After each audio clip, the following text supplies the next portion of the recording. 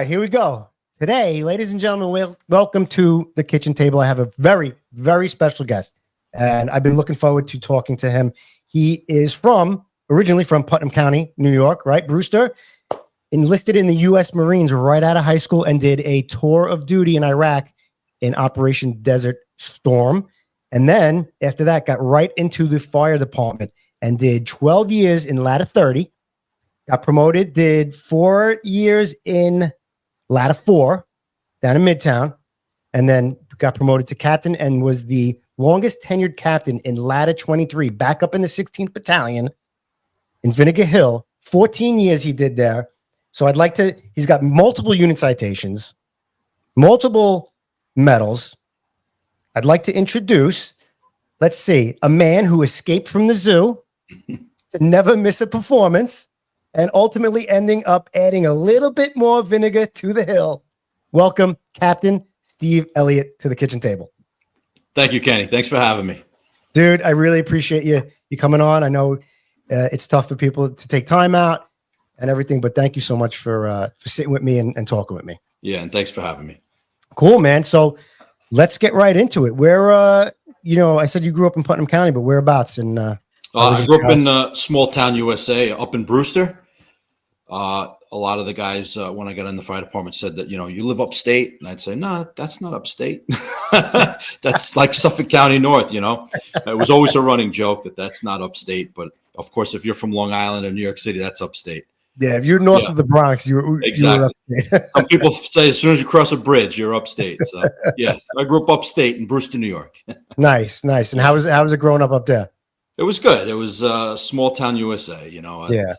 Swam at the lake. A lot of my friends, their fathers were firemen.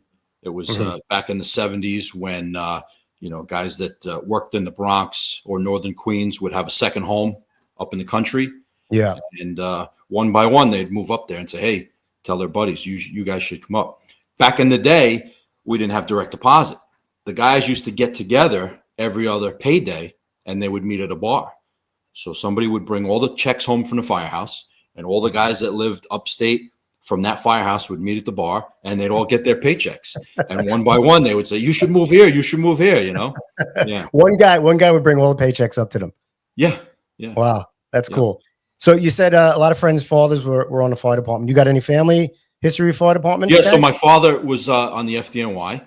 Oh, he very similar trajectories. He served in Vietnam in the Army in the infantry, and in 1967 he came home and got on the fire department and served 30 years until 1997. No shit. Yeah, he did 30 years, and he retired as a lieutenant. Yeah. Wow, where did he work?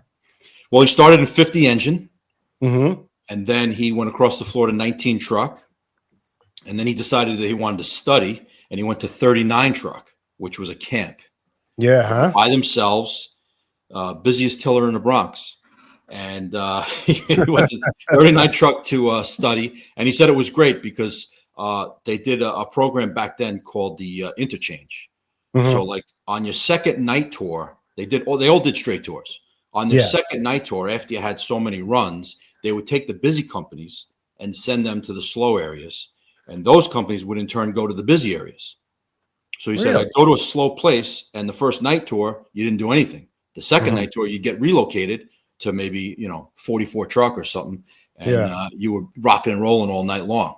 And after 39 truck, he got promoted to lieutenant, and he went to 80 engine, the house. Oh, shit. Finished up in. Yeah. Wow, that's great, man. So he was in 80 engine from 80 to 87, and then he wanted a truck. But the chiefs told him that there was no way he was going to get a 16 battalion truck because there was just a waiting list, I guess, at that time. Yeah. So he had a friend in the Bronx, a guy that he worked with previously, and he went to 37 truck, and he loved that house. So he was in 37 truck when I got on the job. Those guys helped me get on the job.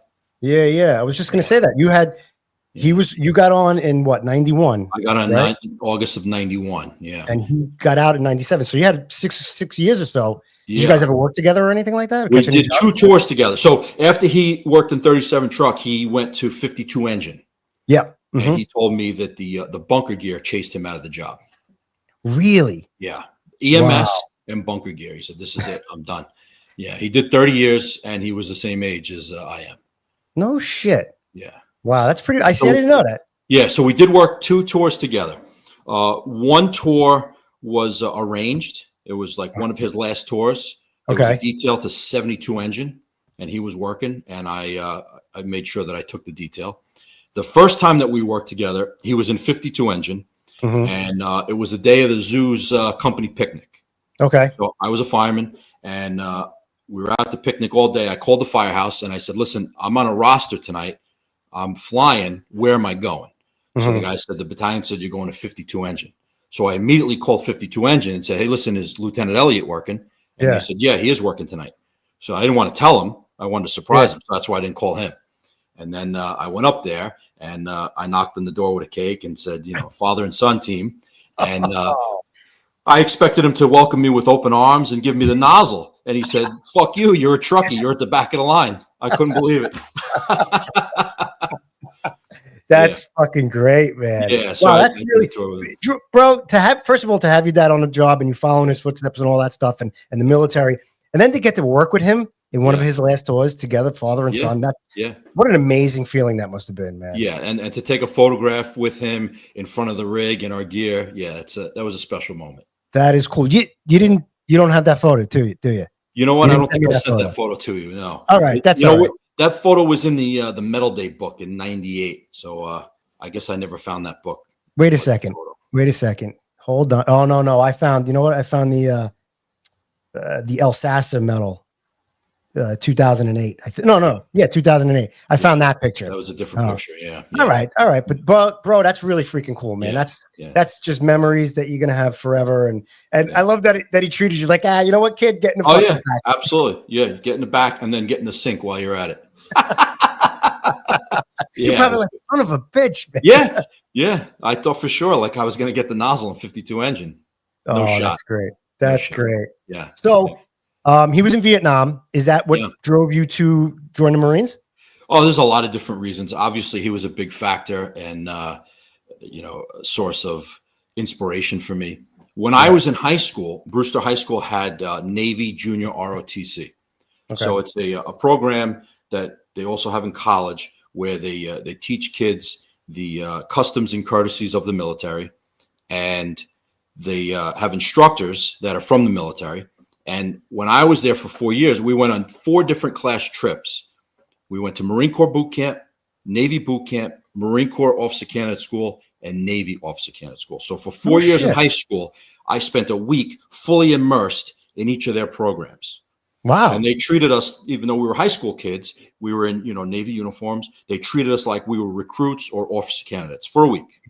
Yeah. And that coupled with all the instructors that I had inspired me to want to go into the military. So in high school, I applied unsuccessfully to get into the Naval Academy.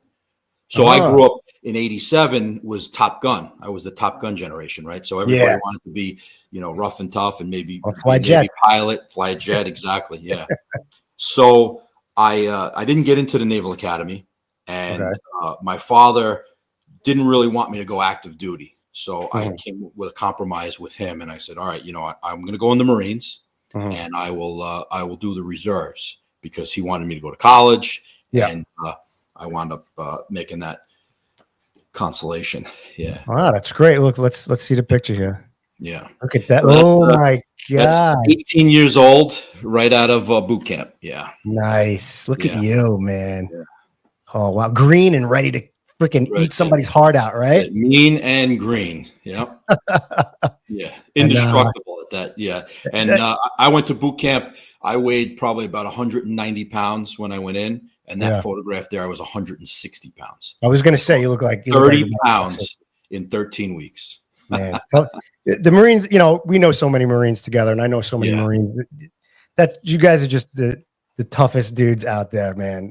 Like that training, Paris Island.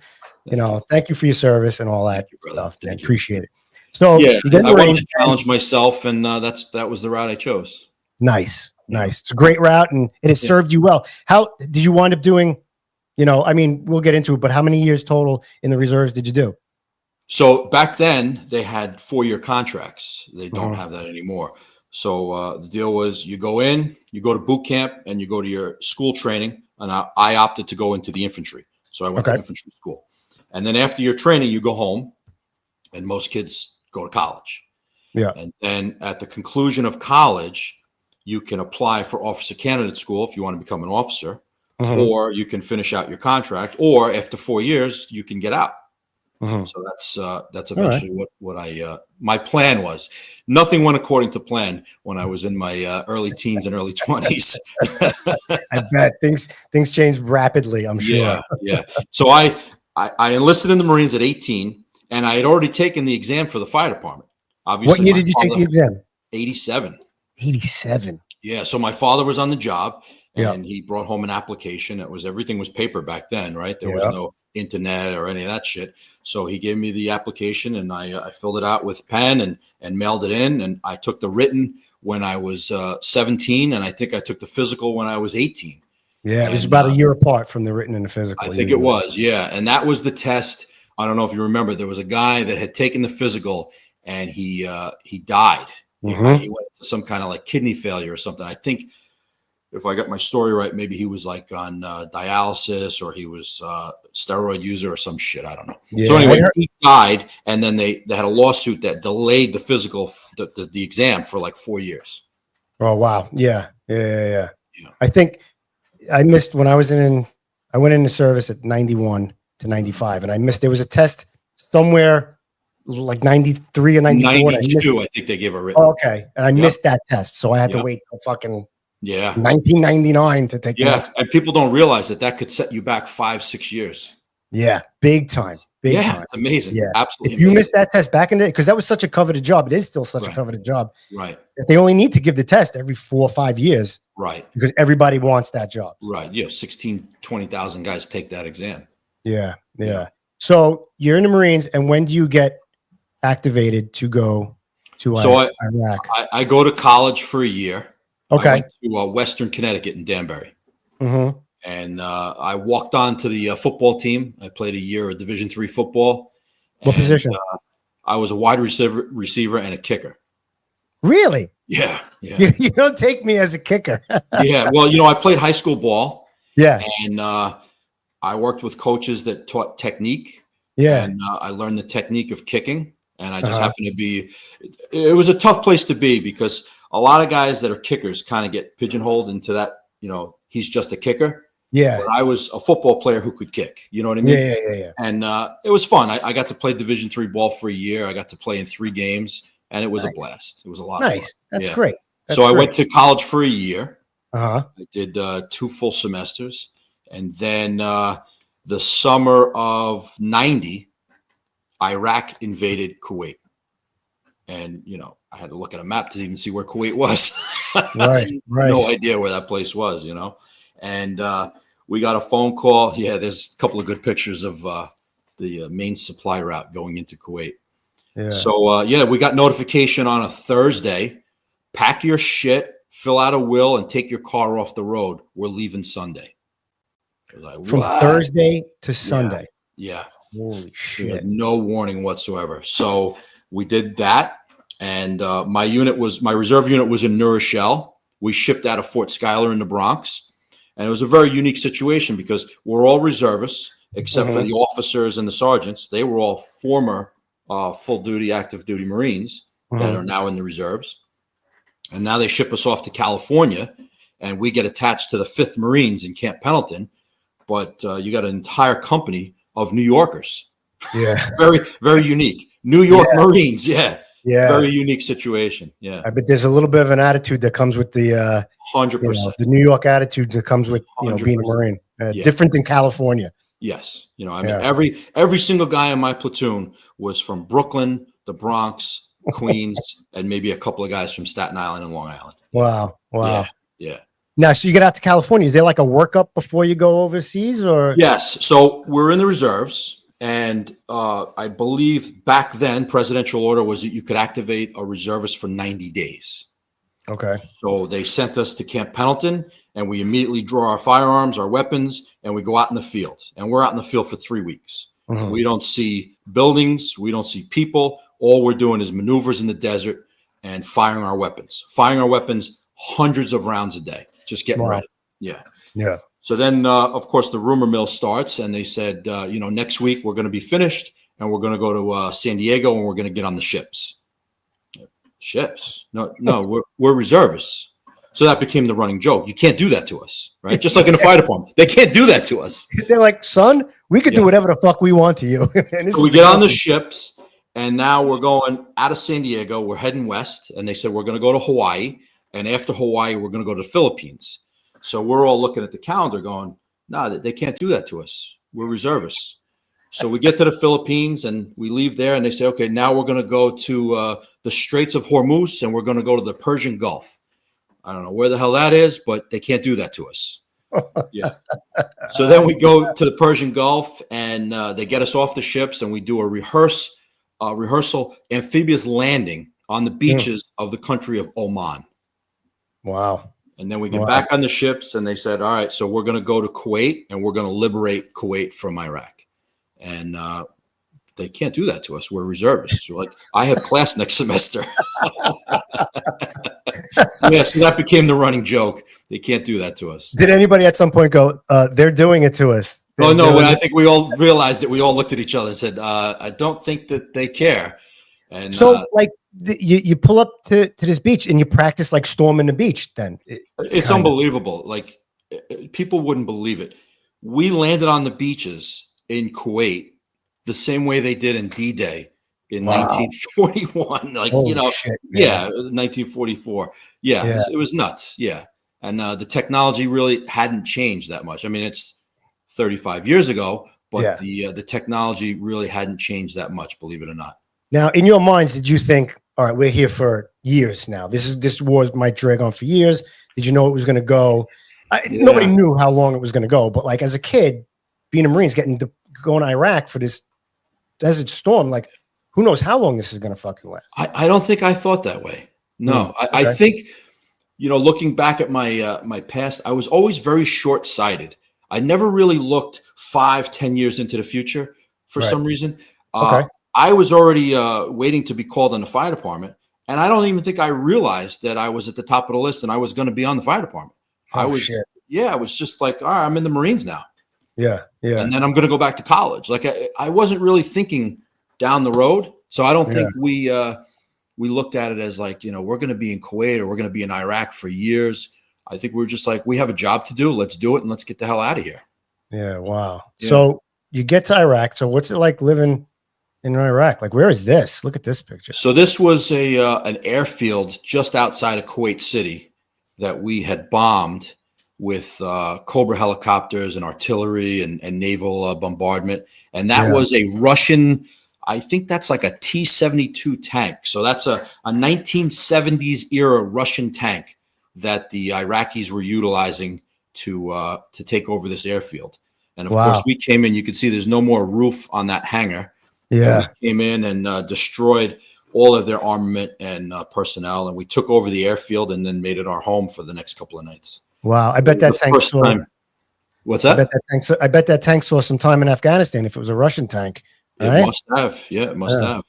And then it was the first time that we had a roof over our head for a few nights. So it was nice. Nice. I mean, we were living like homeless people in an abandoned building, but at least it was a roof. Did you get into any of the palaces? Any of no. Or anything like that? My specific job, I was a rifleman in an infantry company, and my specific job, we got assigned to some colonel, and this guy was a real star seeker. He wanted to become a general, and he was very forward.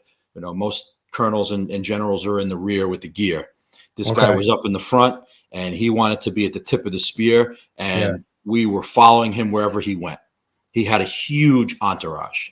Really? He had hundreds of men following him everywhere he went. He had his own chef, he had his own chaplain, his own medic, his own Air Force Guard communicators, his own jet communicators, helicopter communicators, you name it. He had them to his disposal everywhere he went because he was leading the fight from the front.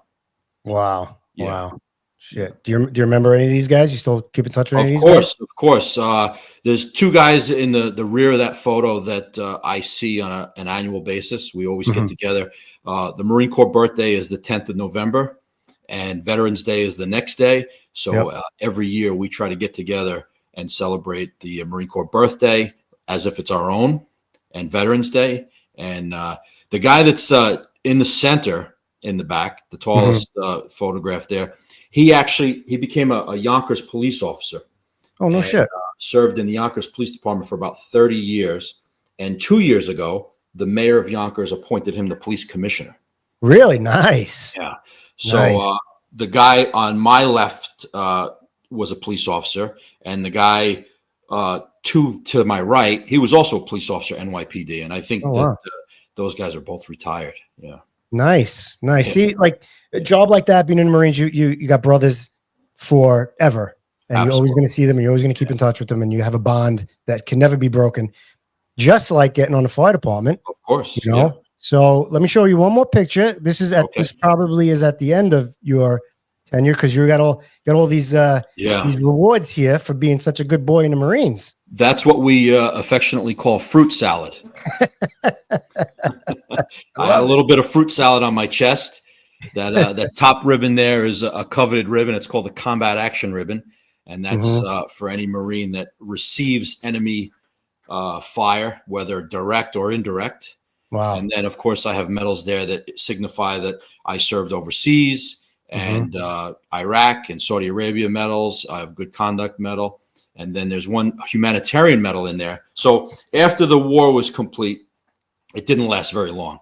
Yeah. We were in country in Saudi Arabia probably for, I don't know, maybe a month or two. Yeah. And we were only in Kuwait for weeks, and the thing was over. So then after the war was over, we went down to off the coast of Somalia, and they used our Marine Expeditionary Brigade to evacuate the embassy in Somalia. Oh. And if you recall, 2 years later was the incident with Black Hawk Down. Black Hawk Down. Yeah. So we evacuated the Americans from the embassy because my command, my brigade, was special operations capable. So we went in. Over in Somalia, not to interrupt you, but over there, did you see any catch any fire over there? Because I feel like I saw like a documentary or a movie or something about that, the Marines extricating Americans from Somalia before Black Hawk Down. Yeah, so the Marines did take fire. I myself did not take fire, did not get off the ship when we went to Somalia. Okay. So they utilized different companies to do that. Yeah. We evacuated the embassy, and then when we left there, the Indian Ocean got hit with a horrific typhoon. Ooh. And the eye of the storm went into the country of Bangladesh, which is just east of India. And 150,000 people were killed. Get the fuck out of here. Yeah. So they sent us to Bangladesh for humanitarian efforts. Wow. We delivered rice and water and food, and we built houses and helped remove dead bodies because they were everywhere. Wow. So you went to Iraq. You were in Iraq and all that area. Then you went over to Somalia, and then you went to fucking Bangladesh. Like they're like, oh, why do we have these guys out here? We'll just put them over here. Yeah. And then we'll put them over here. Yeah, exactly. And then after we left Bangladesh, then we went back to the Philippines, and we almost didn't get to leave the Philippines because a volcano erupted. Mount Pinatubo erupted in the Philippines. We almost got stuck in the Philippines. Shit. It's crazy. Jesus. So after that, we got shirts made up. 5th Marines Save the World Tour. It was like a concert shirt. Right. That's what you guys are doing out there. Yeah, we're saving the world. Yeah. That's awesome, man. Pretty cool. Yeah, Sorry. So you get back stateside, and then when do you get on the fire department? So I got home on July 3rd. Very appropriate. July 4th, we had a huge party, and I called my investigator. So let's backtrack a little bit. I got called twice for the fire department when I was 20. I took the test in high school. Yeah. They called me twice when I was 20. I got the letter in the mail, and I called the investigator, and they said, you can't take the job. I said, why not? They said, you have to be 21. I said, so what happens? They said, well, the next time we put in another class, we'll invite you into that class. And that happened to me twice when I was 20. Yeah. Then a third time, April of 91, they put in another probie class. I was invited to go into that class, but I was deployed. I was overseas. Oh, fuck. So now I get home. Now it's July of 91. Yeah. I've already missed 3 classes. Mm. And I call my investigator, and she says, well, I'm sorry to inform you that you haven't had a medical in the last 6 months. They expire after 6 months. But we're putting in another class next month. I said, okay, so am I in that class? She said, no, you have to go get another medical. So I told my father, and my father immediately called the union. Fortunately, he was an officer. He called the UFOA, and the union made some phone calls and said, listen, this kid has already missed 3 classes. He was in Iraq and Kuwait. He was deployed overseas with the Marines on active duty. You can't deny him a spot in a class because he hasn't had a physical. And lo and behold, the next week I went down to Metro Tech and got a physical. Nice. There you go. Like, you must have been really like top freaking 100 people on the list if they called you that many times. My list number was 414. Wow. Yeah. So when they gave the test in 87, there were 2 components. There was a written and there was a physical. Yeah. That was it. I don't think they did have vets points, but they didn't have any residency points. And the physical was so difficult. It was an obstacle course, and you had 4 minutes to complete it to get 100. If it took you 4 minutes and 1 second to 4:30, you got a 95.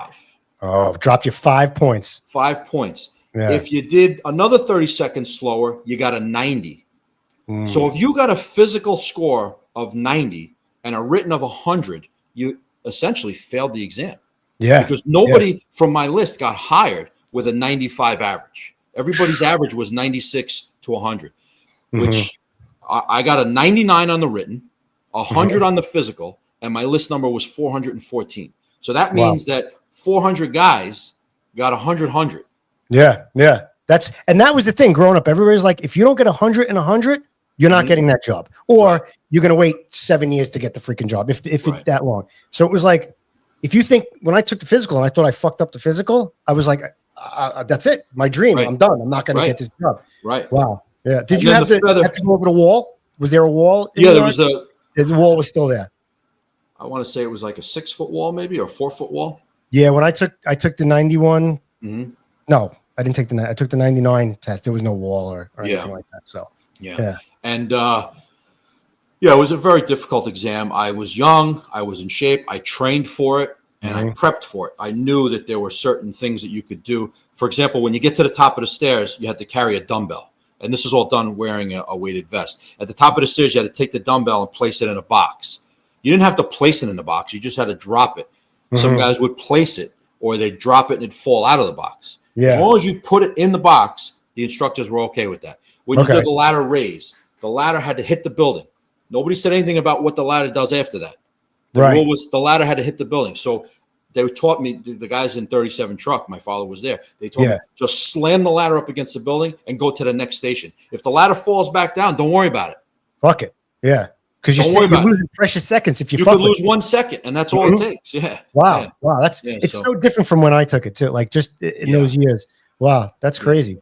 So I was very fortunate. I got a 99 on the written. I got 100 on the physical, and I had a very high list number. And now here I come. I come home from Desert Storm, and they said, "Yeah, well, there's a class next month." So August 12th, I was getting sworn in. I had raised my right hand, and I was in the academy. I hadn't even gotten a haircut yet, and I was already in the fire academy. Just like a fucking whirlwind. You come back from overseas, absolutely, and now you're in a fire department. Like, what the hell is happening to me right now? Yeah, in my mind, I was still in the Marines. They were making us march. They were making us call cadence. They made me a squad leader because I was in the military. And I was talking to the squad like it was a squad of Marines. I was yelling at them. I was telling them, you're out of step. And they were like, who the fuck is this guy?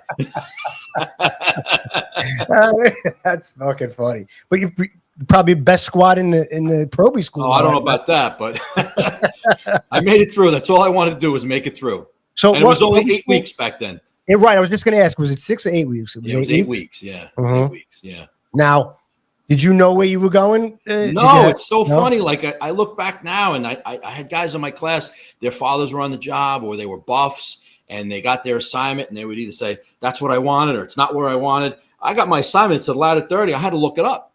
Yeah. They had the organizational chart, And, everybody in the squad was looking to see where they went. They go, "Hey, Elliott, where'd you go?" I said, "Ladder 30, wherever the fuck that is." I didn't know where it was. I didn't know as much as I guess I thought I knew. Yeah. Did your dad say, "Oh, I know where the fuck Ladder 30 is"? No, he didn't. He didn't tell me that he was intervening. He didn't tell me, "I know where you're going." He didn't tell me, "Oh, that's where I wanted you to go." He didn't say any of those things. I just told him, I got Ladder 30. He said, "Okay." And that was it. And I don't think we had the instruction in Proby school back then that they have today. So today, they're this is what you need to do. You need to go to the firehouse. You need to bring a cape. You need to do this. You need to do that. I don't think we had that direction because it's a great story. I went to the firehouse with the guy I was carpooling with, and 5930 were out. So we sat in the car and we waited and we waited and we waited. And after about an hour and a half, I said, "I can't wait anymore." Because the guy I was with had to go visit his firehouse. Yeah. Because we carpooled together. So then we went to go his firehouse and it was all fucked up. So I never went to the firehouse. So then I know how that goes. Oh, that did not go well. I graduate Proby school on I guess it was like a Thursday. They usually graduate on a Wednesday or a Thursday, right? Yeah. So I said to my father, of course, my parents and the girl I was dating were with me. And I said to my father, I go, I never went to the firehouse. You think I should stop by? And he goes, "Yeah, you got to go get your group number." I was like, "Okay, so let's go now." So I go to the firehouse. I knock on the door, and the captain is working. Now, I don't know any of this shit, right? The captain and my father hug in a big embrace. They used to work together in the Bronx. Nice. So we come into the kitchen, and they announce, Proby on deck, and everybody comes filtering into the kitchen, and I'm sitting there with my parents. They were not happy at the zoo. I bet, man. So now my girlfriend is sitting there, my parents are sitting there, and the captain of Ladder 30 is pouring me a cup of coffee. Oh my God, dude. And you're probably a little more. Can you have any cream? Yeah. A little lighter, Cap. Thanks. Unbelievable. The guys were probably like, "What the fuck is going on?" Absolutely. Thinking back now, like if that was me present, as a fireman, I'd be like, "Is this guy for real?" Somebody would have smacked the coffee cup out of my fucking hand if that happened. Could you imagine if Nicolella was sitting in that kitchen while the captain, the 30-year captain, was pouring a Proby, the 21-year-old Proby, mind you. I was 21 years old. Yep, the youngest you could be. He's pouring the 21-year-old Proby a cup of coffee. Oh, man. Yeah. He would have kicked the captain out of the kitchen and proceeded to... Cap, come to the office. We need to speak to you for a minute. And the men would have friggin' tore me apart like wild wolves. So you get there, and that happens. Yeah. I mean, the guys must have like the toughest guys around in that place. Oh, yeah, so how did you navigate all that? How'd you fit in? How did everything go? I didn't fit in. I was 21 years old. I had just gotten home from Desert Storm like 12 weeks ago, and I was just in the Marines, and I was like, my head was spinning. And now I'm in this firehouse, and everybody there is in their 40s and 50s. There were guys that, like 3 of the officers had kids that were older than me. I'm 21 years old. One of the senior guys in the engine said, "My car is older than you, and I challenge you to a push-up contest." I was like, "What? What is going on?" Who was that? Terry O'Connor? Richie Kathman. Oh, you know that name. Yeah. He had a '69 Falcon. Wow. Because, of course, as soon as I walk in the door, "Hey, kid, what year were you born?" I said, 1970. And they go, "My boots are older than that." Oh, man. Yeah. And then, of course, "What did you do before this job?" And I was like, what do you mean? Because they all want to know what my job was. Yeah. I said, I went to high school. They're like, some guys wanted to kill me. Yeah, I bet. And I don't blame them. Yeah. They're just feeling you out and breaking you in like the zoo, traditionally does. And but I bet eventually you realized they realized you were a good Proby and you're doing the right thing, but they were still going to break your chops. Oh, absolutely, absolutely. Like and it was told that the Proby that came before me had a year on. He was already off probation, and the guy before him was like 87. Wow. Yeah, 86 maybe. Yeah. Yeah. So they hadn't it had too many wasn't a guys. fire company that was getting probationary members. Yeah, I wonder why. And then I go there in 91. The next Proby, the 30 truck, Yeah. was in 97. Really? Yes. You were the Schneider and fucking Summerlad were the next Probies to come to Snyder 30 and Summerlad with after you, 6 years Yes. after you. 6 years later. Wow. So I you was were the junior man guy for 6 6 years. years. Yeah. Wow. The only guys that came to the company were transfers, either Yeah. across the floor or from other boroughs.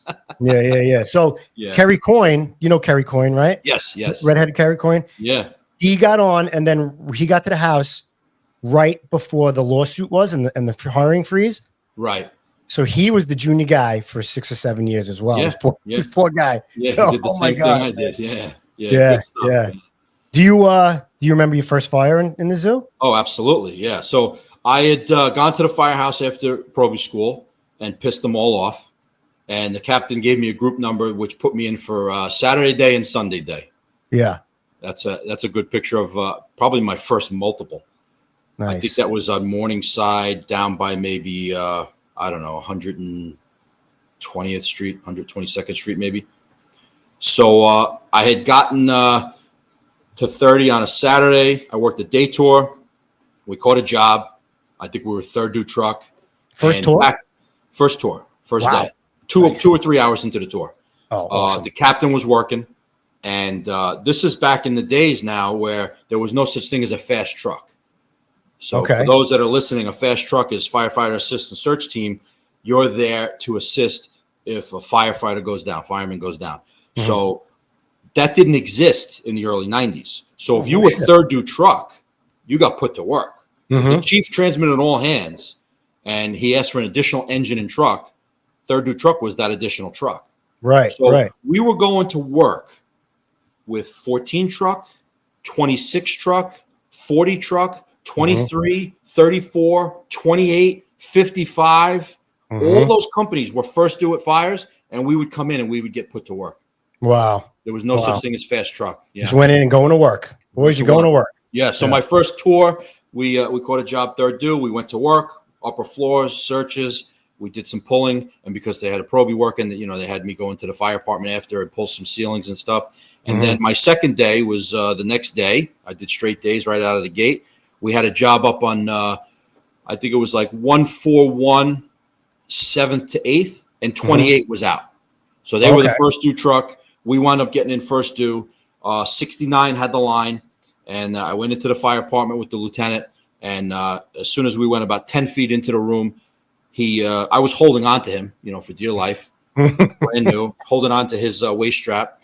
And I heard him turn around. He didn't have a mask on, didn't have a face piece on. And he said, "Here." And I go, "Here what?" Like I didn't see anything. And he handed me a freaking unconscious child. Oh. So I went out in the public hall and I had a 3-year-old and I started doing CPR mouth to mouth on a 3-year-old. And then the boss came out and he had a 5-year-old. So we had my second day, we had 2 dead kids. Holy shit, man. Yeah. Wow. Right into the fire. Yeah. I had no idea. Like your second day on the fire department. Second day in the fire department, we had 2 1045s, both kids, both died. Yeah. The mother had gone out to the store. She left them home alone for like an hour, and she came back screaming and wailing as we're pulling these kids out into the ambulance. Oh, man, dude. Yeah. Crazy start to my career. Wow. Like that's how you start your career. Like some guys don't even experience that in their career. Ever. Something with kids, anything with kids, obviously, but your second day. Holy jeez. Yeah. Wow, I don't even. Yeah. Crazy. Oh my God, dude. Crazy. Did they have, now that you say that, there was no counseling unit back then or anything like that. Did anybody talk to you? The counseling was a little bourbon. Yeah. That's what the counseling unit was. Yeah. Yeah. After work, you'd have a couple of cocktails and talk about it with the men. That was the counseling. Right. Yeah. Right. Yeah. Shit, man. Yeah. Damn. Let me ask you something. The neighborhood, like Nick, Nick was telling me about back in the 80s, and now that you're there in the early 90s. Was the neighborhood still kind of, or just coming up, or still kind of burnt out? Or did you see the photograph I sent you with the rig in the street? Could you put that photo up? Yeah, this one. All right. So if you look closely, This photograph, I took this photograph. I was Yeah. standing in front of 30's apparatus door.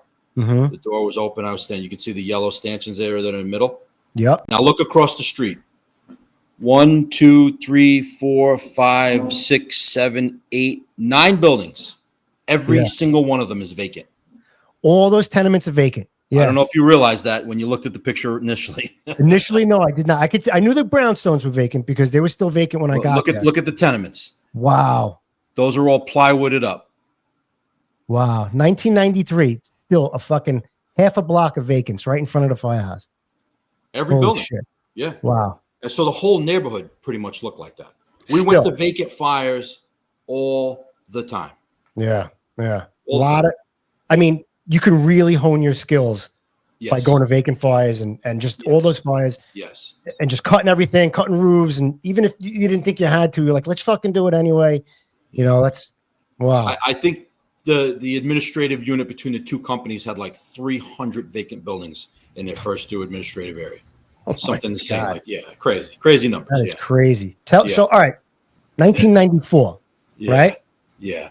You have something that firemen train for every single day. We drilled on it in the firehouse. Every Monday. Well, every Monday. Like, I mean, all the time. Anytime we got new guys, we were drilling on it. The truck guys would pull it out. We'd pull it out. Yeah. Life-saving roof rope rescue. Tell me about that, man. I seem to recall a lot of fires in my career that we were not first due. So this was 40's box. It was like, I want to say 122nd Street and Lenox Avenue. So 40 was out. 37 had the line. We pull up. It's like one of these buildings that's half occupied, half vacant. A couple of vacant apartments in an occupied building, basically. And Jimmy Curran was the chauffeur. He went to Medal Day that year. He got 2 medals that year. And this was one of the fires. He grabbed like 2 or 3 people from the tip of the aerial as the chauffeur at that fire. Really? Yeah. Wow. It was a crazy job. Pulled up, people all over the place, showing at windows. So I had the roof position. I raced up to the roof. I think it was an isolated building, so I probably took the aerial up. And then Jimmy took the aerial away because he had people to grab. Yeah. And I went into the rear of the building, and there was a shaft that was probably 8 foot by 8 foot wide, and it was fully enclosed. There was no opening to the shaft to the rear of the building. There was no way to get a portable ladder into the shaft. And on the floor above the fire was an elderly woman at the window. Wow. Yeah, so she had fire below her. Her apartment was charged to the balls, and she was hanging out the window saying, "Help me." So I got on the radio. I guess I must have had about 3 years on the job. And I remember, it's funny what your mind remembers and what it doesn't remember. I don't remember what I had for lunch yesterday, but I do remember that there were like 3 guys up on the roof, and one of them wasn't working. Wow. So guys often buff jobs, or they would hang over and they'd say, I'm going to take this in. And if it was a job, they'd run upstairs with a coat and, a tool. So fortunately, we had enough guys on the roof to tie off. Yeah. And the roof man from, I guess, 26 truck, I want to say, lowered me into that shaft. Wow. Yeah. I got to the window, and I didn't bring a tool with me. I wish I had, and I wish that it was in the procedures that you bring a tool with you, because when I got to the window, the woman was no longer visible. She was now unconscious. And she'd fallen back into the apartment? She was out at the window, and then she just went back into the apartment. She was on the floor just below that window. Okay. Yeah, so I had to maneuver myself in a way to get into the window and then unclip myself from the life-saving rope so that I could get her. Yeah. So when I started to pick her up, I realized this was going to be an unprecedented, difficult maneuver to get her back out of that window onto that life-saving rope. And I chose not to do that. So I unclipped myself, and I started to drag her to the front of the apartment. And at that time, fortunately, the inside team had followed my directions to where she was, and they had come to the window, and we basically carried her out. The 3 of us, the entire inside team, had to carry her out through the interior. Okay. Yeah. And I think Jimmy Curran, I mentioned, was the chauffeur. I think he made 2 or 3 grabs at that fire. Holy shit, man. Yeah. Like your very young career, you're experiencing a lot in a young career. That's how busy it was. That's how busy it was. Yeah. Holy. So you're coming down on a rope and she passes out. What were you thinking when she fucking went back into the window? Thinking, I'm gonna have to be pretty strong to pick her up and get back out on this rope. I don't know how I'm gonna do this. Yeah, I don't remember reading about this. Like, how do I hook myself back up to the Yeah. Oh man. But they teach us in probie school, and I continue to drill on this after that. The life-saving rope is always the last resort. So even if you get to someone via the life-saving rope, doesn't mean you have to take them out via the life-saving rope. Right. So your first choice is always the interior exits or horizontal exits. And if you get to that person via aerial ladder or portable ladder or life-saving rope, it doesn't matter. You still want to go with that first priority. And the first priority was the interior exit, and that was the safest way to get her out. And we got her out. Yeah. Wow. Nice. Nice work. Yeah. Wow, thank you. Crazy. Yeah. We got a unit citation that night, and I remember Al Grogan was working, and years later he sent his son to 23 truck. So that was that was a very proud moment in my career. The 16th Battalion draws the guys in. Yeah. It's just such a great battalion. Yeah. Man. Let's let me show you a picture here. Who do we have here? Look at this. So I'm on the left. Then you got Bruce Garcia, who is deceased. Then John Barry. Then John Murray, who's also deceased. Then the lieutenant there is Gary Wright. He was an amazing fire officer, and he was a fireman in 28 truck. Yep. And then the last guy is also retired is Craig Thweet. Yep. So nice. Craig and I came together. They had my probie class go in, and then 4 weeks later they put in another class, and Craig was in that class. Oh, so wow. I graduated 4 weeks before him. Yeah. And he came to 30. So when I say I was the only probie for 6 years, we were there together. Yeah. So I don't really consider myself like, I was like senior to him or anything like that. We were both probies, and we were both the junior guy for 6 years. Yeah. Now you guys were in rubber goods in that picture. How did it feel transferring from the rubber goods to the bunker gear? I always hated the bunker gear, and I continued that mantra till the day I retired. I never liked the bunker gear. When you got guys that run marathons tell you, I don't like bunker gear. Now, I'm not a marathon runner, but guys that ran marathons would tell you, I hate the bunker gear. That said a lot. That says a lot to me. In that photograph, we were wearing rubber boots. But if you look at John Barry was the chauffeur, and Bruce Garcia is standing behind him, neither one of them are wearing rubber boots. So typically, if you had the roof or chauffeur position, you would just wear dungarees and combat boots. As long as guys had steel-toe boots on, they were pretty safe. And I'll tell you, the speed in which you can scale an aerial ladder in combat boots or a fire escape is exponentially faster than wearing bunker gear. Yeah. I mean, you think of the speed that we were moving. We had a smaller mask. Our cylinder was smaller. The SCBA was lighter. And you had no bunker gear and no rubber boots. You're wearing combat boots and jeans. Right. You were flying up that area. I mean, guys would sprint up that area. And the guys going in the interior, they could feel the heat quicker and know when to not pass that threshold. With all that stuff. Wow. So you hated the bunker gear. I did. I always hated it. I thought it was too hot in the summer. It didn't allow you to sweat. I overheated very easily in the summer. And in the winter, you couldn't dress properly because in the firehouse, you want to wear a sweatshirt and long pants, and it's cold in the firehouse. It's cold on the apparatus floor. Yeah. And now you got to jump into this bunker gear and shed all those layers because even though it's 3 degrees outside, you'd be too hot in the gear. Right. And it takes longer. Like it took you longer to get dressed in the bunker gear than it did in the rubber goods. Absolutely. With the rubber boots, guys wouldn't get dressed until they got on the rig. Right. You would get on the rig. You could put your rubber boots on, and you could put your coat on while you were responding. Boom, so our response times were better. Flying out the door. Yeah. And then if you're on the OV, you jump on a fire escape, and you're going up the ladder at a fire escape with ease. You're going up an aerial ladder with ease. You're cutting a roof without all this cumbersome gear. Yeah. Wow. It was very different. Yeah. Pretty wild. So you do, let's see, you're in 30 truck for around 12 years or so, right? Right. Now, were you there? You were there during 9/11, correct? Yes. So Yes. January of '01, I was making another grab.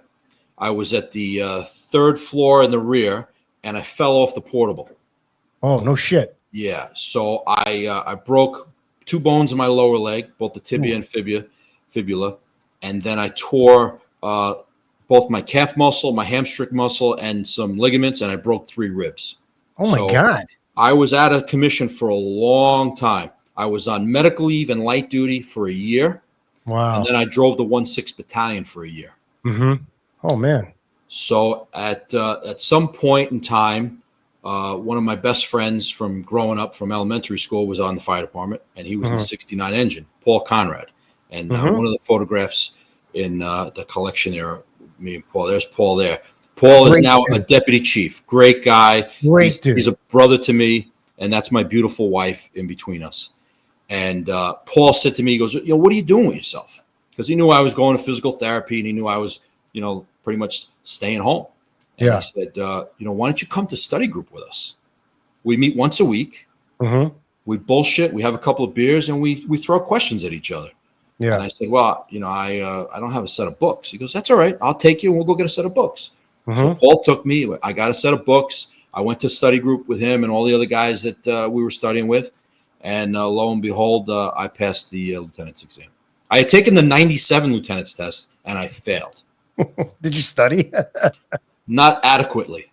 30 truck was the dumbest truck in the job. Not one guy passed the 97 lieutenant's test. Bro, that is the hardest. Nobody understands who has never studied for that test or outside the fire department, how difficult it is to study for that lieutenant's test and how much information there is out there. The guys dedicate themselves for a year, 2 years, 3 years to study for that test, man. It's really, really hard. So to answer your previous question, I was on light duty September 2001 when the Trade Center occurred. I was up in the 6th Division. Mm-hmm. So 30 truck and 59 engine had gone down to the Trade Center. Fortunately, no active members were killed on that day. Just some former members. I shouldn't say just. Some former members that had worked there previously were killed in their present assignments. Mm-hmm. Nobody that was working that day was killed. I was on light duty, and they were supposed to give the lieutenant's exam October of '01, and because of the Trade Center, they postponed it. Yeah. So we took the test. I think it was in the spring of '02, and by December of '02, they started promoting because there were so many guys that were killed and then promoted and then retired that they needed to fill the ranks as quickly as possible. And I think they've promoted, I want to say 150 guys right out of the gate, which is unprecedented. They usually promote 30. They promoted 150 to lieutenant. Half of them went directly to the field, and the other half went to first line supervisors training. And then they switched. And the guys that were in the field for 4 weeks said, what the hell are you making me go to this supervisor training? I've been a supervisor for a month. Yeah. And a lot of them were replacements in units that had lost guys. Yeah. Wow. That's tough. That's got to be tough. I mean, it was tough. Unprecedented time. Yeah. And then guys trying to go in and become bosses of houses where guys were lost. And that's tough, man. And that's what happened to me. I got promoted in February of '03. So it was still pretty new. Yeah. The Trade Center was still fresh in our minds and our hearts. And I got assigned to the 3rd Division. So the 9th Battalion specifically. Mm-hmm. And I started working in Midtown and in Fort Truck. And I didn't think I was going to like it. I loved it. I thought that between getting promoted to lieutenant and leaving the ghetto, working in Midtown, I was like, this is like a new job. Yeah. I'm in a new neighborhood. I got a new role. It really was refreshing for my career. Yeah. And I loved it. And I put my paper in for Fort Truck. And 3 months later, I was assigned as a lieutenant in Fort Truck. And this became your view, right? Yeah, this became my view. That's actually a very funny photograph because that's the view of Times Square in 2020. And I put that picture in there just to show you that there are no people in that photograph. Yeah, COVID, right? Yeah. That's I mean, some of the things that I experienced in my career, that's one that was unprecedented. Yeah. So I did 5 years in Midtown. Nice. So what was one of the biggest differences in between 30 and Ford Truck? I mean, both busy places, different neighborhoods, obviously. But were Right. there any like specific differences that you were like, oh man, this is weird? Well, everything east of the firehouse, everything east of 8th Avenue was completely foreign to me. You had the theaters. We had like 120 theaters in our first due area. You had the hotels. Yeah. I mean, how many hotels are in Times Square? So, and then the high-rise office buildings on 6th Avenue. I mean, that's just a complete different animal. So all of those building construction features and operations were new to me. And I had to refer to the book because I didn't have the experience. If we went west of the firehouse, 9th Avenue, 10th Avenue, then I had tenements and I had brownstones. And those I was able to do with ease because I had a lot of experience in them. Not as an officer, but I had the experience of operating at fires in those buildings, and I had no problem. But going to the high rises and the hotels, that was a completely different animal. Wow. But it rejuvenated my career. It was great. Yeah, I loved being down there. And then I was so fortunate that I got promoted to lieutenant, and 2 years later, they gave a captain's exam. Wow. So the guys that I studied with, we continued to study. We never stopped studying. Nice. And I passed the captain's exam. Did you know you knew Charlie Williams, right? Of course, he was the battalion commander. Captain of 283 engine, and well storied career. Spent a lot of time up in Harlem. Yeah. He was like my guy. He's best friends with my father-in-law, who was in Coney Island, and him and Charlie are tight. And Charlie helped me out. Charlie's a great dude. Great guy. I had a tremendous amount of respect for Charlie Williams, as did all the firemen in 54 and 4, and everywhere he worked. And I know he was friends with Patty Brown, and he did the war years in Brooklyn, in the rescues. Yeah, I mean, Charlie Williams, they don't come any better than that. I got to work with some really legendary firemen. Nice. You had mentioned Paul Conrad. I'm going to put this picture back up again. Yeah. So I met if you're good buddies with him, he'll probably remember. He was the covering captain. I think he was only there for the day. Okay. I was still early on in my career in the zoo, and I don't know if you know the story of when my helmet got crushed and all that stuff. He was the captain in 59 that day. Beautiful. And he was like, what the fuck is going on? Like mayhem in the firehouse with me. Well, you had the right guy to have mayhem. He goes, Kenny, just go to Fort Totten, just get in your car, go get a new helmet, and just cool your jets. Great dude. Like he totally calmed me down. You know, but that was, I don't know if he had worked there before that, but that was the first time I met him. Yeah. And then I drove him a couple times up in 69 engine. When he got on the job, I told him I was going to see what I could do for him. And I called my father and I said, listen, my buddy Paul, of course, my father knew him. We grew up together. I've known Paul since we're 8 years old. Oh, wow. And my father says, well, I'm good friends with the guy who's the head of the union. I'm going to call him and see what he can do. Yeah. And that guy was in 36 engine, which has since been closed. And he said, I don't know if I can get him into 59, but I think I can get him into 69. And my father said, just as good. And we got Paul into 69 engine as a probie. And Mike Carter and a couple other chiefs said to me, why did your father send you to 30 truck? So 30 was a pirate ship back in the 90s and the 80s. And guys that were in the know, guys that were chiefs would say to me, like, why would you want to go there? Because it builds tough firemen. That's why. Yes. And strong stomachs. Yeah. And thick skin. That's for sure. That too.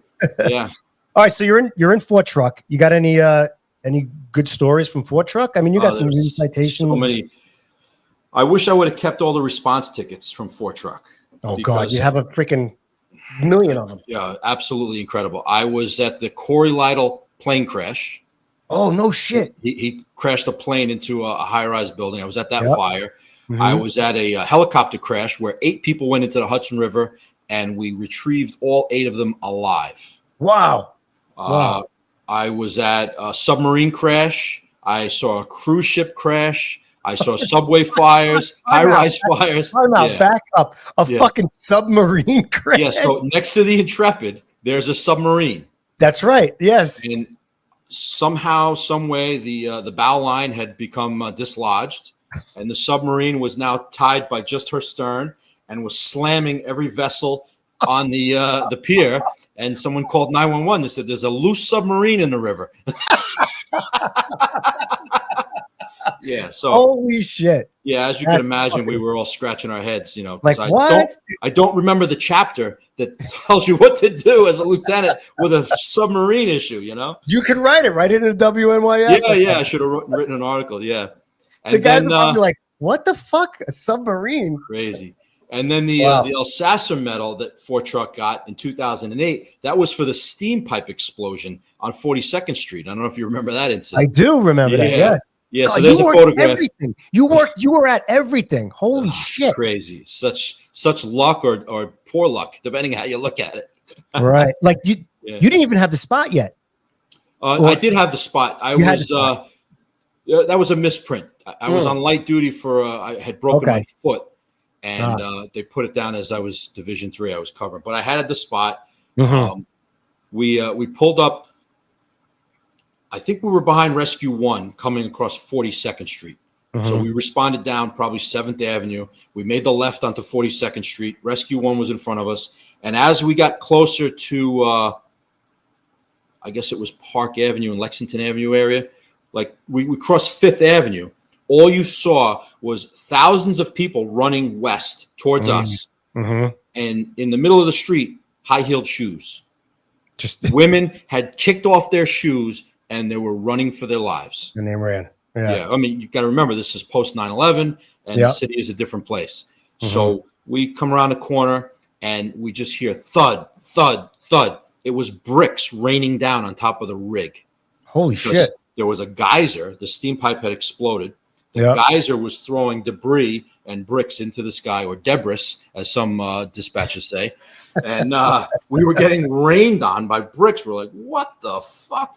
Again, I don't remember reading what to do in the books on that issue. So we went to go speak to the chief. The chief was calling me on the handy-talkie, and I couldn't hear him. It was like standing on the runway at JFK. I couldn't hear the chief calling me. The roar from that steam, high-pressure steam coming out of the street. So the tow truck had gone into the hole, and the tow truck driver was severely burned, and I think there was a woman in the truck. I think she was deceased. And then there was a city bus right there. Mm-hmm. And the bus was in, like, I want to say 3 feet of water, scalding hot water. We could feel it through our boots. Yeah. Fortunately, it wasn't higher than our boots. Otherwise, we would have been burning our feet. So we walk up to the bus, and the chief comes to meet us face to face because we can't communicate via handy-talkie. He says, evacuate that bus.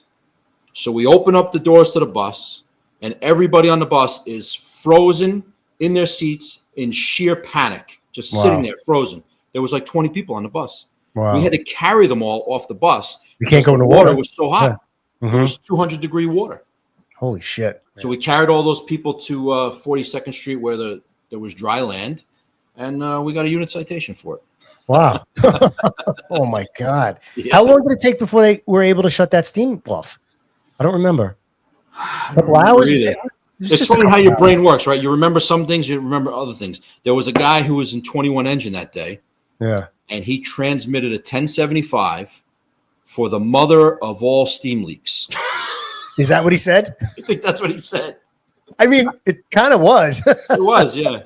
The mother of all steam leaks. Wow. Dude, you've been at everything. That's amazing. Yeah, it was a little career so far. Yeah, it was a good run. I was lucky or unlucky, depending on how you look at it. I would say that's for the most part, it's pretty lucky. I mean, you know, barring some things that you firemen have to go through sometimes, you know, but the experience that you're getting up to this point is pretty wild. That's pretty great. All right, so you're in Ford Truck, what, 4 or 5 years? 5 years I was there, and like I said, 2 years into my my tenure, I took the captain's test. I was fortunate enough to pass that thing, and I got promoted to captain in November of 2008.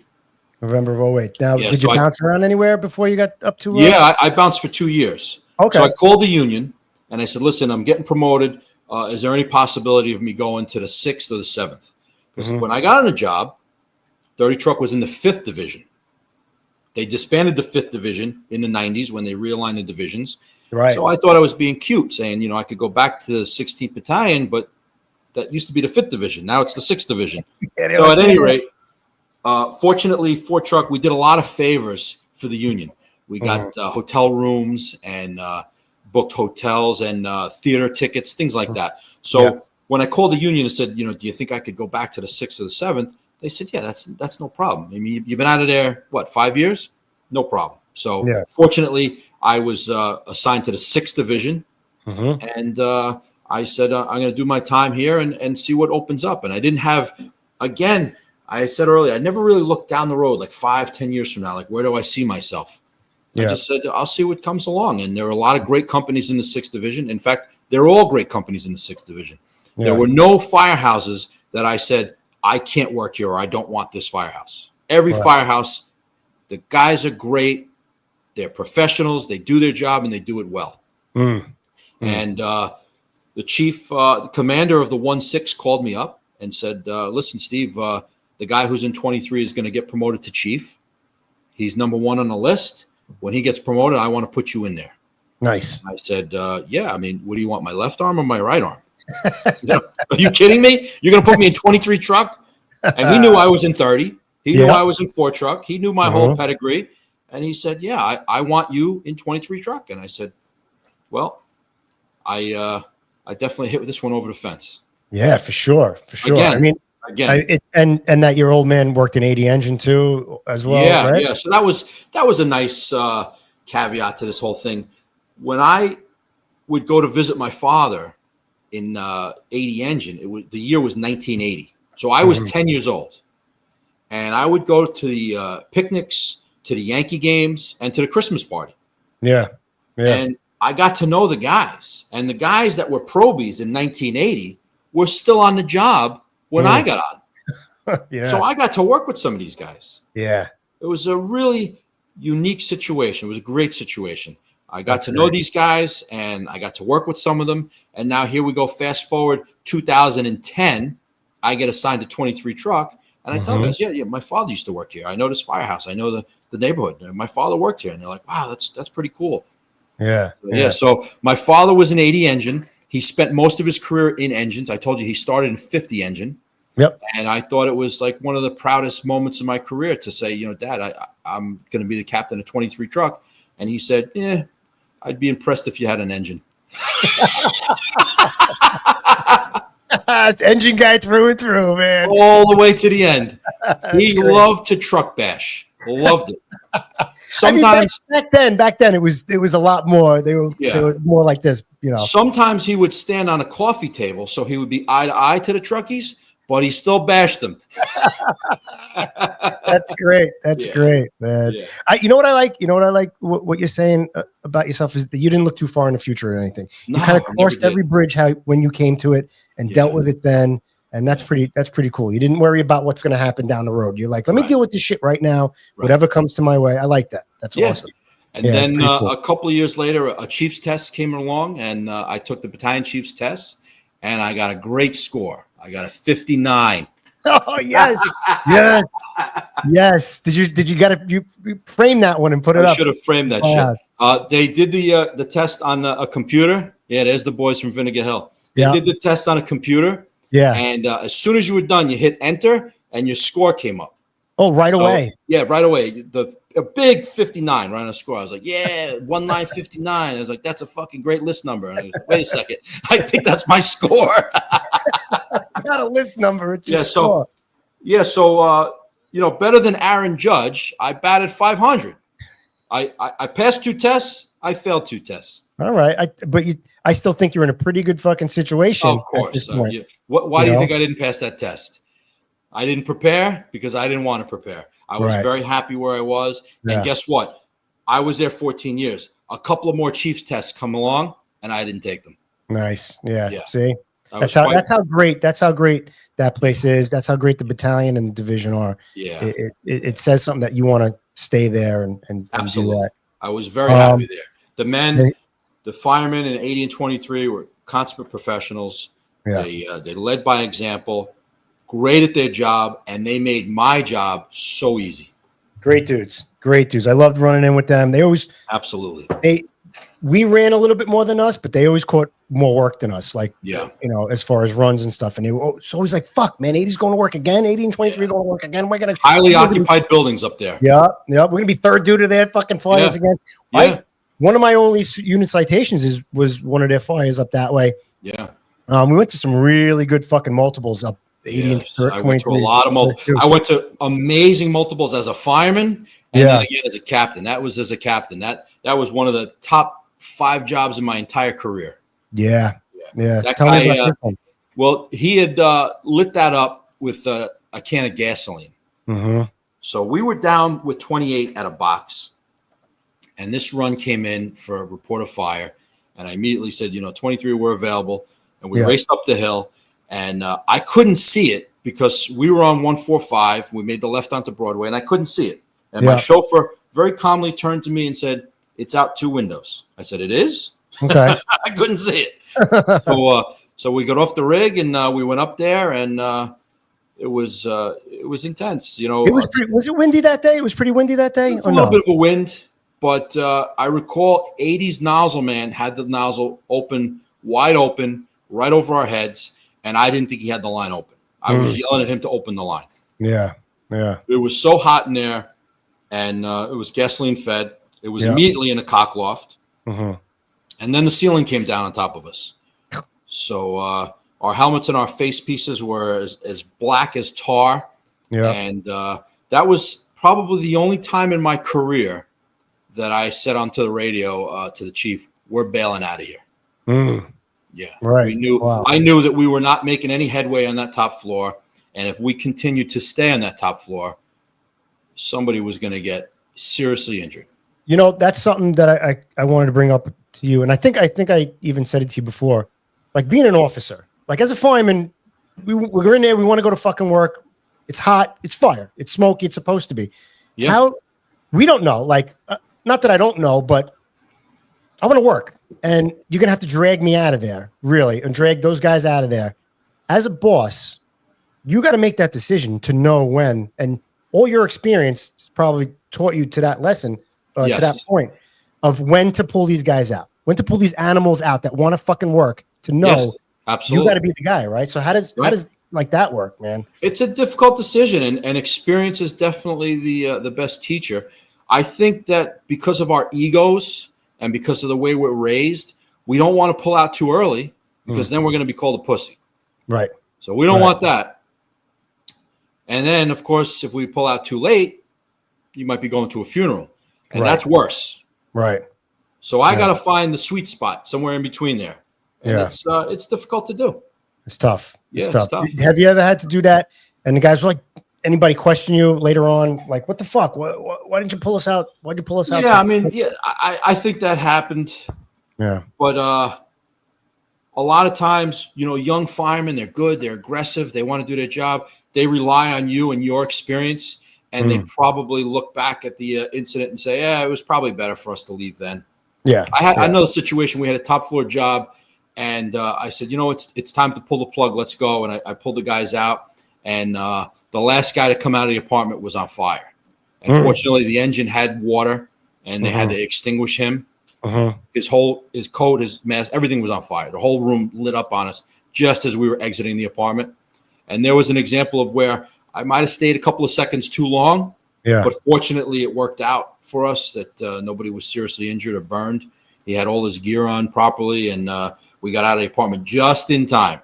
So there were situations where I might have gone a little too long. Right. And then just probably a couple where I was pulling out a little too soon. But it was all out of caution because ultimately you're responsible for those lives, and you don't want anybody to get hurt. And I certainly, if I want to be selfish, I don't want to live with that for the rest of my life. Right. Of course. Of course. Yeah. So you make the best decision you can based on the experience you have. And fortunately for me, being in Harlem all those years, or 25 more years, and spending those years in the 90s and 30 truck, I gained a lot of experience. Yeah. And I worked with legendary guys. The reason that my father sent me to 30 truck, it was not a coincidence. He didn't throw a dart against the chart. Yeah. He knew all the chiefs in the 1/6 battalion, They were all legendary chiefs, guys that he had worked with previously, and he knew 3 out of the 4 officers in 30 Truck.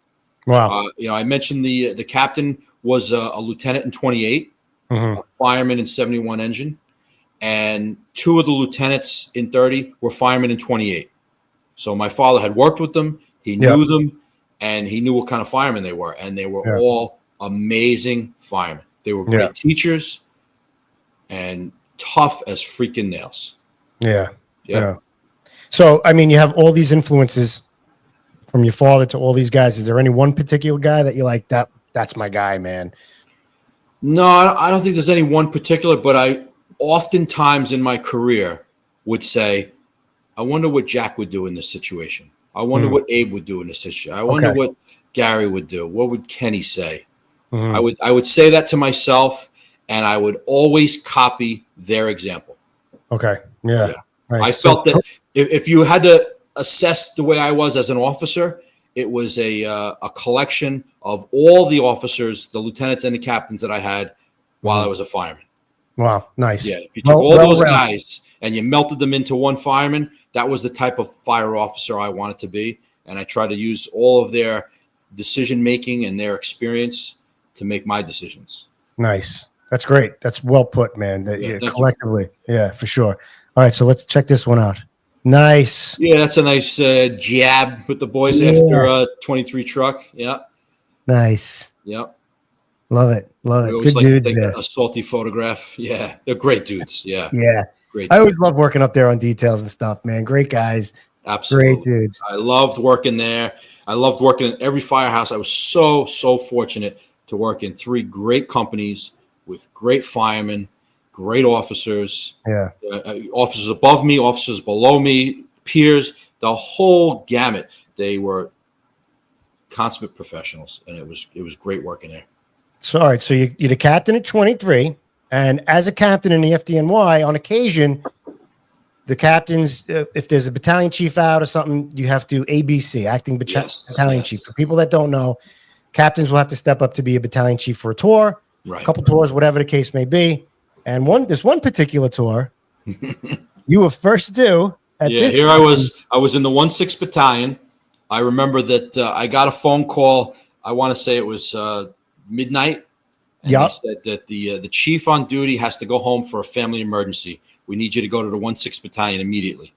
So what they'll do is they'll take the boss that's in the engine and move him over to the truck to replace me. They make a fireman in the engine, the acting boss, and then I become the acting battalion chief.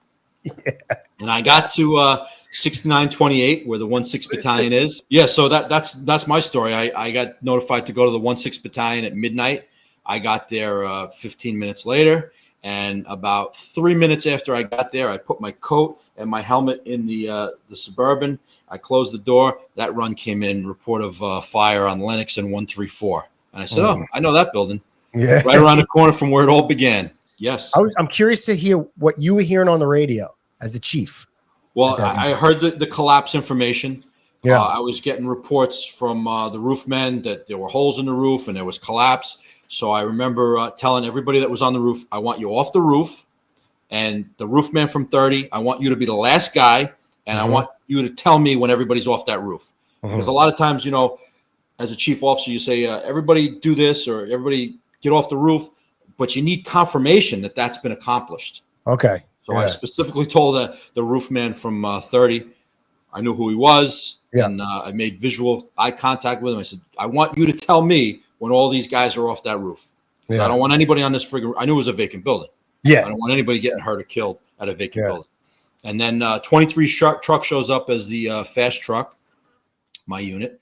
And I immediately put them to work because there was if you remember, it was a plywood fence completely surrounding the property. Yeah. And it was impeding the progress of hand lines. So 23 truck showed up and I said to them, I said, you see this fence? Make it disappear. And they freaking went like junkyard dogs. Yeah. Tore that fence apart. Yeah. Yeah. And then 80 engines showed up. And, you know, I remember the acting officer was a great guy, Tommy Furlong. He's got a lot of time in the job. He immediately called for a line. And what a relief that was that here's a guy, he's a fireman. He's a great fireman. He's now the acting officer, and he doesn't need any direction. He knows what needs to be done. He calls for a line, and 80 engine is stretching a line into the adjoining occupancy. I said, man, Nice. you guys, you've always made me look good, and you're making my job easy. And that's how I felt about the guys in 80 and 23. Yeah. As acting battalion chief, was that one of your like most hectic jobs, or did you have anything like crazier than that? Like that was being the acting battalion chief was very hectic because the fire department has a rule that the acting battalion chief cannot be the incident commander. So basically, your first due, you're running the fire until another chief shows up, whether it be another battalion chief or a deputy chief. Once that happens, you immediately go into sector incident command. Okay. So, you know, they have sectors, the fire floor sector or the exposure 3 sector. You immediately become that commander when another chief shows up. So it's hectic because you're running the fire until a chief shows up, and then you're immediately switching gears and changing your role. Interesting. Yeah, so it can be pretty hectic. I had a couple of fires in the Bronx in the 1-7 battalion. One specifically, John Vanderstar made 2 incredible grabs. Wow. He went to Medal Day, and he ultimately went to the White House to get a recognition for his rescues. So I was the acting battalion chief. The fire was right around the corner from the firehouse. And we get there, and people are screaming that this kid's trapped. And I'm trying to run the fire. I'm trying to make sure that the third due engine starts a line, and we got enough trucks there. And I'm calling for an extra engine truck, and then a chief shows up. And then I immediately have to get all my gear on and a mask and go upstairs and now run the fire from the fire floor. So it's a little hectic as an ABC, but the nice advantage of being an ABC is it's always in your division. So there's only 5 battalions in the 6th division. And being that I was a fireman in the 5th division, I knew the companies. So if I was in the 1-6 battalion, you know, a lot of chiefs carry a clipboard or the iPad. I didn't carry any of that stuff because I know who was first due. I knew who was second due. I knew who was third due. And if I needed another line, I knew who I was going to call. I knew who, if I called for additional companies, I knew who they were going to be. And that's probably not a luxury afforded to a new chief. Right, you're a new chief. You're in a different borough. You're in a different division, and you don't know the companies. You may be somewhere where you've never worked before in your life. But for me, here's a guy with 30 years who already works in this neighborhood. It was a lot easier. Yeah. Wow. So I didn't mind ABCing. Okay. Good. The only thing I didn't like about ABC is it took me out of 23 truck, took me out of my company, and then of course, if 23 truck caught a job while I was ABCing, I didn't like that. The worst. Worst. Even if you're on like a detail as a fireman and you hear you get detailed out and your company's going to work. You're like, motherfucker. But other than that, I never minded ABC. Yeah. Nice. That's pretty cool. That's a wild take on it. I didn't realize that as ABC. I guess I don't think about that stuff. I just thought as a fireman, like, all right, fireman, put fire out. You know, once a regular chief shows up, ABC has to go take a sector. And I didn't even think about that. But that first couple of minutes is definitely super hectic as an ABC. Like, holy Jesus. And as you know, as all firemen know, that could make or break the job. Yeah. You know, because when do you usually have a water loss? When do you usually have a mayday? In those first couple of minutes. Yeah. Wild. Yeah. All right, I'm put up some pictures and let's all right. We'll talk about we got three or four of them left. Let's see, what is this one? Ooh, look at that. That was a nice proby shot of 30 truck. Everybody's wearing dungarees. So back then we had the harness. As you can see, we're all wearing harnesses. Yeah. And we just wore them over our dungarees, and we would wear them in the firehouse. We would walk around and wear them all the time. And then when there was a response, you already had your harness on. And those ropes were later recalled. Those harnesses were recalled. And then we got the bunker gear, and then they had position harnesses, and then they went to everybody had their own individual harness. Yeah. Is that Kenny Herring there? Yeah, Kenny Herring in the light blue shirt. Yeah. So I guess that's Nicolello to Kenny's left. Yeah. And they like to wear traditional garb. he liked to wear old shirts. He liked to do things that they did back in the 70s and the 80s. Even things if he didn't do it and participate in it, he did it present day, and we got a real kick out of him. That's funny. That's funny. The Wiz. What kind of rig is that? Is that a Mac? I don't know what kind of rig that is. I want to say that's a Seagrave. So my first rig was a Mac. Okay. And that thing was a beast. That area could take cinder block windows in the vehicles. Yeah. And then we got some Seagraves after that. And I think that's a Seagrave. It's got gold lettering. Yeah. So there was a time when we had gotten a rig from 38 truck. So I guess they took care of their rigs like immaculate. They were like classic cars at a car show. Mhm. They took care of their firehouse and their rig to the point where I think they gave us their old rig and they got a brand new rig. Mm. It was like getting a new rig, though. It was like we got a new rig. Yeah. It was like getting a used car that had low miles. Yeah. Nice. Yeah. It Let's was see. nice. Let me see if I could find that one. That's not it. Where is it? Where is it? Where is it? Oh, here it is. Buff. Yeah. So, yeah, of course, I had to get a picture with 23 and 30. So where it all began and where it all ended. Yeah, that was probably like a box for gas leak, some bullshit or something. Actually, I think it was the turkey bowl. Oh, That's Lennox in like 144. oh yeah. Let's see. We got one. We got a group one here. Yeah. Some nice photos right there. You met some celebrities out while working. Yeah, at Ford Truck. I want to throw in a couple of pictures of Ford Truck and my years down there. The guys down there were great. The chiefs, unbelievable, great professionals. But I got a lot of perks working there, and I got to meet a lot of professional or celebrities. So up top, that's Alicia Keys. Oh, nice. Yeah, I was wondering. Bottom left, that's Farrah Fawcett. Fawcett. And any male that grew up in the 70s knew who Farrah Fawcett was. Yeah, we all had the poster. Yeah, everybody had the poster and watched Charlie's Angels. Yeah. And then anybody who was a male in the 90s know who Jenna Jameson is. I don't know who that is. I don't know who that is. Right. So Jenna was filming a TV show called The Apprentice that was hosted by none other than Donald Trump. Mm-hmm. And her job that day was to sell hot dogs on 6th Avenue. So we stopped by to take a photograph, which I, of course, put Jenna is holding my hot dog. So I think their goal was to sell hot dogs and make as much money as possible. That's great. Yeah, That's so those are just some fun pictures when I was. Yeah, for sure. Yeah. Let's see. I think I got the one with Conrad. That might be. Oh, wait. Last one here. Last picture. Okay. Here we go. That's the captains of the 1-6. So you get Gaffney, Gormley, Leach, and Hagen. Nice. Yeah. And that's at the zoo. At the September. It's at the zoo. It's probably September 11th. Yeah. Leach is Mm-hmm. wearing the kilt for playing his pipes. Yeah. And Gormley's a battalion chief, and Mike is still in 59 engine. Yeah, he is. Every time I go there, I'm like, he's not 65 yet. They're like, no, man, not yet. He's a great man, and he has hidden his entire career. He was in 59 engine, 58 and 26, and 62 engine. He's been hiding his whole career. Yeah. Just trying to lay low. 10,000 runs a year in every command he's had. Oh man, brutal. Yeah, so that was a fun picture of all the captains in the 1/6. Yeah, for sure. Yeah. Dude, your career, the experience you have, the things that you've done, the stories, the all sorts of different things, from the submarine to the freaking the everything, like wild. Being a boss for so long, a lieutenant, a captain in very busy companies, different parts of the city, but pretty equally as busy as far as runs and, different building types when you went down to Midtown and stuff like that. And then the jobs you caught as acting battalion chief. You have so much experience as an officer.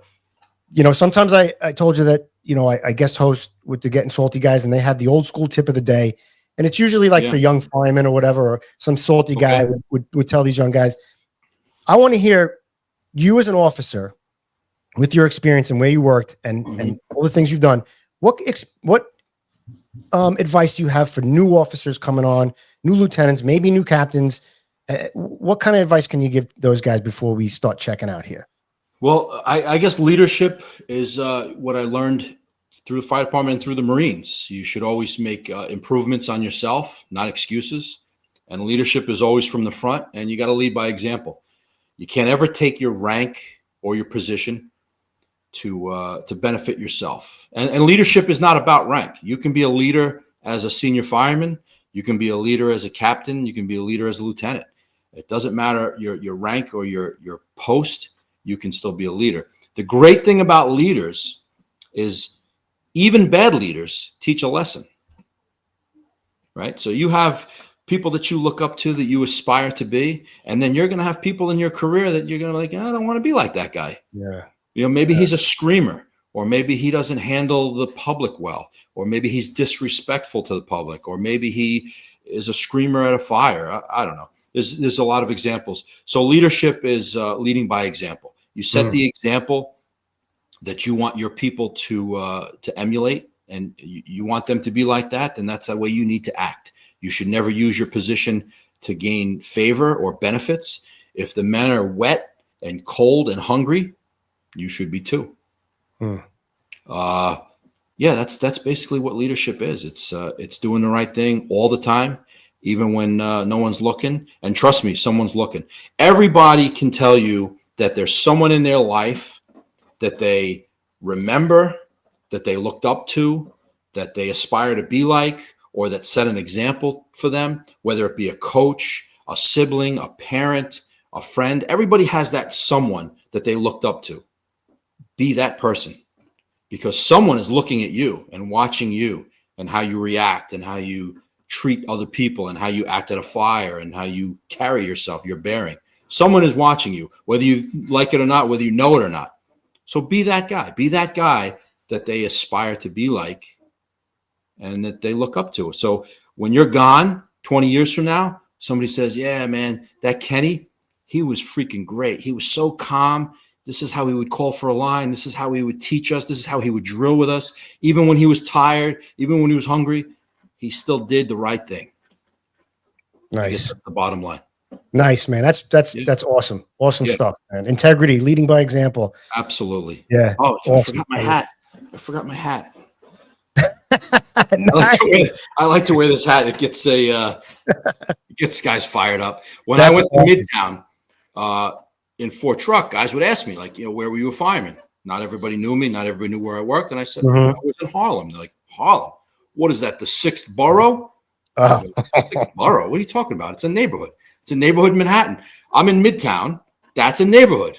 I started in Harlem. So I did my whole career in Manhattan, over 25 years in Harlem. So I think I earned this hat. Absolutely. You want to hear something funny? You know how many people that I've run into that I've know from Brooklyn? Yep. That are like, where'd you work in Harlem? What's that, the Bronx? I'm like, are you fucking kidding me? Yes. And where I live in Putnam County. I live in Putnam County, in upstate, and people say that all the time, like, oh, where did you work? I said, well, I worked the majority of my career in Harlem. I worked all my career in Manhattan. Yeah. And they're like, well, you said you worked in Harlem. Isn't that like in the Bronx? I'm like, no. Like I couldn't believe it. They don't know their neighborhoods. 45-year-old men thinking Harlem's in the Bronx. Yes. Yeah. But I guess because, firemen in Brooklyn say, oh, yeah, this guy works in Harlem. And I guess they think that that's like, I don't know, another borough or part of the Bronx, or I don't know. I don't know what they think. But yeah, it's definitely part of Manhattan. So listen, you got any like shout outs, anything you want to plug, any charities, anything you want to say before we take off? Nothing I was prepared to shout out to. So yeah, we're good. All right, man, dude. Yeah. The experience, the stories, this was great, man. Yeah, thank you. I got to know you a little bit better. I mean, I knew you a little bit, but we never really sat and chatted. Yeah, we never really worked together. Yeah, that's for sure. I mean, I worked. I think I detailed up to 23 a couple times. Yeah, and work, but like that's just. There's guys that have gone to the zoo after me, and are deputy chiefs now. I never worked with them. Yeah, that's for sure.